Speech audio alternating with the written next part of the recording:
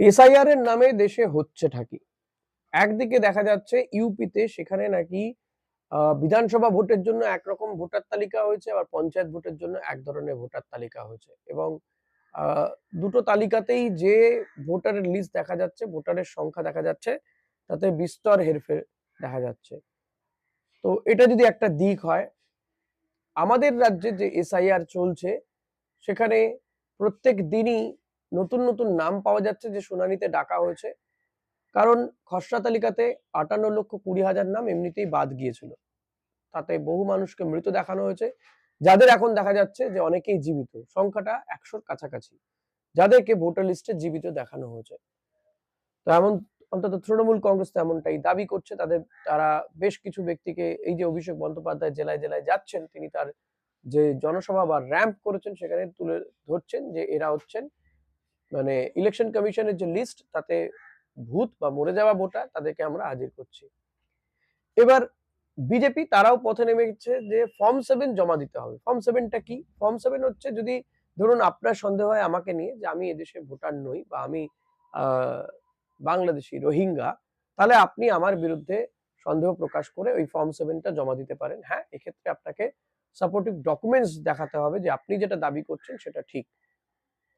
তো বিজেপির গাড়ি থেকে নাকি এই খাতড়াতে কিছুদিন আগে কয়েক হাজার ফর্ম 7 উদ্ধার হচ্ছে, ফিল আপ করা ফর্ম 7।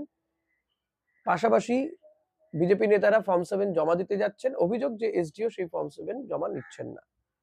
তো আমার বক্তব্য যে বিজেপি যখন থেকে এসআইআর হচ্ছে তখন বিজেপি সেভাবে মাঠে নামেনি, অন্তত তাদের কর্মী সমর্থক বা সাধারণ মানুষকে সহযোগিতা করা, ফর্ম ফিল আপ করে দেওয়া। এই ক্ষেত্রে কিন্তু তৃণমূল এবং কিছুটা ক্ষেত্রে বামেরা তারা শিবির টিবির করে মানুষকে হেল্প করার চেষ্টা করেছে। এখন বিজেপি অনেক বেশি তৎপর হয়েছে ফর্ম 6 এবং ফর্ম 7 জমা দেওয়ার জন্য। ফর্ম 6 এ কি আছে? মানে নির্বাচন কমিশনের ফর্ম 6 হচ্ছে নতুন কোন ভোটার তারা তাদের নাম তুলতে পারবে। ধরুন আমার 18 বছর বয়স হয়ে গেছে, তো আমি এবার ভোটার লিস্টে নাম তুলতে চাইছি, আমি ফর্ম 6 জমা দেব। তাহলে এই ফর্ম 6 জমা দিয়ে নতুন ভোটার ইনক্লুড করা যাবে। এক্ষেত্রে এই অভিযোগ করা হচ্ছে যে বিজেপি নাকি ভিন রাজ্যের এই বিহারি, ইউপি এদেরকে এদেশে মানে এ রাজ্যের ভোটার লিস্টে নাম তোলানোর জন্য নিয়ে এসে তাদেরকে দিয়ে ফর্ম 6 ফিল আপ করানো হচ্ছে। ভিন রাজ্যে ভোটারদেরকে ইনক্লুড করানো হচ্ছে ভোটার লিস্টে, আমাদের রাজ্যে ভোটার লিস্টে। পাশাপাশি আমাদের রাজ্যের ভোটার যারা জেনুইন ভোটার তাদের নাম বাদ দেওয়ার চেষ্টা করছে বিজেপি, এমনটা তাদের বিরুদ্ধে অভিযোগ। এই ফর্ম 7 ফিল আপের মাধ্যমে সেই কাজটাই নাকি তারা করতে চাইছে বা করছে, আর তাতেই বাধা দিচ্ছে তৃণমূল কংগ্রেস। তো একদিকে তৃণমূলের অভিযোগ যে শুনানির নামে হয়রানি করা হচ্ছে। কাকে কাকে শুনানিতে ডাকা হয়েছে ভাবুন। প্রাক্তন বিদেশ সচিব, তাকে শুনানিতে ডাকা হয়েছে। ভারতরত্ন নোবেলজয়ী অর্থনীতিবিদ অমর্ত্য সেন, তাকে শুনানিতে ডাকা হয়েছে।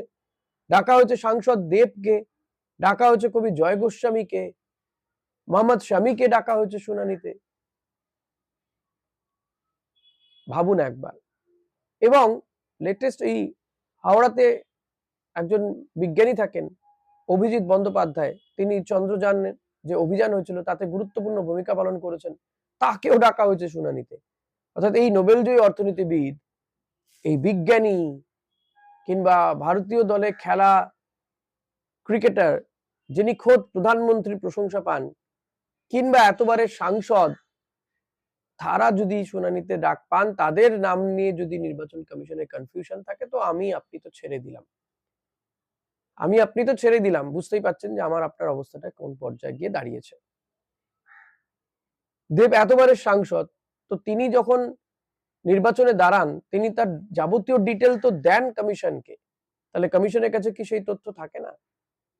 নাকি কমিশন তার নিজের মতন করে যা খুশি তাই করছে, একচ্ছত্র অধিপতি হয়ে উঠেছে কমিশন? আর এটার মূলে রয়েছে কিন্তু নির্বাচন কমিশনকে যে খুলছুট দেওয়া রয়েছে, যে রক্ষা কবচ দেওয়া রয়েছে, যে এই কমিশনের বিরুদ্ধে কোথাও কোনো এফআইআর করা যাবে না, কোনো পদক্ষেপ নেওয়া যাবে না। নরেন্দ্র মোদী তিনি ক্ষমতায় আসার পরে পরেই কিন্তু এই সিদ্ধান্ত নেন যে নির্বাচন কমিশনের যিনি মুখ্য নির্বাচনী আধিকারিক, তার যে নির্বাচন, অর্থাৎ তাকে যে সিলেকশন বা নমিনেটেড করা হচ্ছে, সেটা যে এতদিন ধরে যা করা হতো, যেখানে প্রধানমন্ত্রী, বিরোধী দলনেতা এবং সুপ্রিম কোর্টের প্রধান বিচারপতি থাকতেন ওই কমিটিতে। কিন্তু নরেন্দ্র মোদী তিনি ক্ষমতায় আসার পরে পরেই কি করলেন, যে না, সুপ্রিম কোর্টের প্রধান বিচারপতিকে সরিয়ে দিলেন, তার জায়গায় ক্যাবিনেটের একজন মন্ত্রীকে সেখানে রাখলেন এবং অবভিয়াসলি সেখানে মোদির পরবর্তী ক্যাবিনেট মন্ত্রী অমিত শাহ রয়েছেন আর বিরোধী দলনেতা। তা বুঝুন, সরকার পক্ষের দুজন, একজন বিরোধী দলনেতা, সেখানে বিরোধী দলনেতার কোনো বক্তব্যই খাটে না। 2:1 এ যেতে যায় নাকি? এবং এই কমিশনের বিরুদ্ধে আইন পাশ করিয়ে কমিশনকে, নির্বাচন কমিশনারকে রক্ষা কবচ দিয়ে দেওয়া হয়েছে যে আজন্ম তার বিরুদ্ধে কোথাও কোনো এফআইআর বা মামলা করা যাবে না। এবং সেটা যে শুধুমাত্র এই বর্তমান নির্বাচন কমিশনার এমন নয়, যারা একদম প্রথম দিন থেকে নির্বাচন কমিশনার হয়ে রয়েছেন, যবে প্রথম এই 1951-তে বোধহয় প্রথম নির্বাচন হয়েছিল দেশে, সেই সময় যিনি নির্বাচন কমিশনার ছিলেন সেদিন, সে থেকে আজকের এই জ্ঞানেশ কুমার পর্যন্ত, তাদের বিরুদ্ধে নাকি মামলা টামলা করা যাবে না, কোনো এফআইআর করা যাবে না, কোনো অভিযোগ দায়ের করা যাবে না। অর্থাৎ তিনি এমন একজন ব্যক্তি যার সমস্ত ক্ষমতা রয়েছে, সব পাওয়ার দেওয়া রয়েছে, যেটা দেশের রাষ্ট্রপতিরও নেই। তো এই গত কয়েকদিন আগে সুপ্রিম কোর্টে একটা জনস্বার্থ মামলা হয়, সম্ভবত ডেটটা 12ই জানুয়ারি। সুপ্রিম কোর্ট কেন্দ্রীয় সরকার এবং কমিশনকে জানায় যে কি কারণে বা কি করে একজন নির্বাচন কমিশনারকে এভাবে রক্ষা কবচ দেওয়া হয়, যেখানে দেশের রাষ্ট্রপতিরও এই ধরনের রক্ষা কবচ নেই।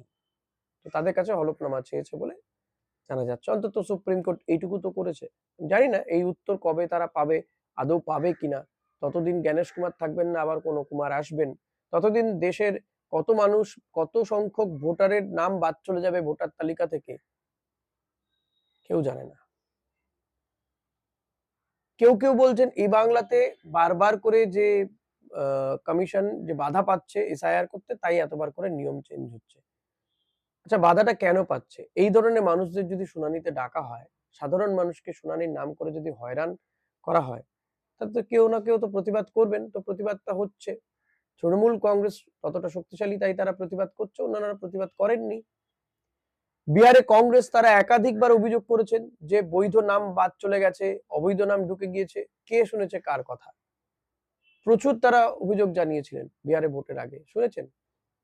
বিহারে সেভাবে কিছুই শোনা যায়নি, ঝামেলা হয়নি। এখানে ঝামেলা তৃণমূল কংগ্রেস করছে, কারণ তৃণমূল এই গাজওয়ারিটা মেনে নিতে পারছে না। তাই পাল্টা বিজেপিও বলছে তাদেরকে দেওয়া হচ্ছে না ফর্ম 7 জমা দিতে। এখন কমিশন বলে দিয়েছে যে ফর্ম 7 জমা দিতে হবে, নিয়ে নিতে হবে জমা। কালকেই কমিশন জানিয়ে দিয়েছে যে অ্যাডমিট কার্ড, মাধ্যমিকের অ্যাডমিট কার্ড গ্রহণযোগ্য নয়। তাহলে গ্রহণযোগ্যটা কি, এটাও প্রশ্ন উঠছে। তাহলে কি কোভিড এর সময় যে সার্টিফিকেট দেওয়া হয়েছিল, যেখানে প্রধানমন্ত্রীর ছবি রয়েছে, সেই সার্টিফিকেট কি গ্রহণযোগ্য? সেটাকে কেন গ্রহণযোগ্য করা হলো না? দেশে প্রধানমন্ত্রীর ছবি দেওয়া কোভিড এর সার্টিফিকেট, সেটা গ্রহণযোগ্য হলে তো অনেকটা দুধকে দুধ পানিকে পানি হয়ে যেতে পারত। আমি জানি না ভারত সরকার কোনো রোহিঙ্গাকে কোভিড এর টিকা দিয়েছে কিনা, বা কোনো বাংলাদেশিকে এদেশে নিয়ে এসে টিকা দিয়েছে কিনা, সেটা তো ভারত সরকার ঠিক করবে, বলবে, তারাই বলতে পারবে। যাই হোক, আজকের মতো ভিডিও এখানেই শেষ করছি। ভিডিওটা ভালো লাগলে লাইক, কমেন্ট, শেয়ার করতে ভুলবেন না। Thank you.